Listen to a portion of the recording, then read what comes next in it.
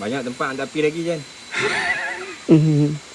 So banyak kalau kita nak sembang bab-bab benda-benda macam ni spiritual, itu aku tak nak sembang. Aku takut orang fitnah. Sebab apa?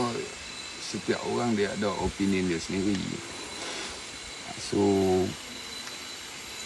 dan kalau hampa tengok masa sebelum ni aku menceritakan yang kisah pasal perkampungan Bunian tu. Okey, cerita sikit lah. Kedalalang kat dekat Gunung Jerai ni. Cerita sikit. Sabang. Saya bagi stand, bagi pacak. Tak tarat lah. Yang tu under 18 lah. Ada 18. Boleh isap pok lah. Boleh. Jangan tunjuk lah. Okey, tadi aku sudah find out lah. Okey. Satu benda. Dia semua story je lah. Kita merungkai juga kan.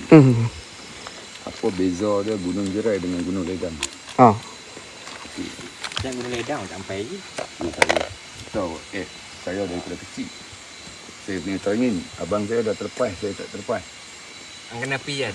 Aku alhamdulillah semua tempat dah api lah. Di tepi. Okay. Tapi 2 tiket tak dapat ni, macam mana nak pergi ni? Tak semangat ni. Laki kau macam tuan berkiamat. Saja kena push sikit. Jari mau mesti masuk dalam. Dalam seluar. Dia tadi yang apa yang aku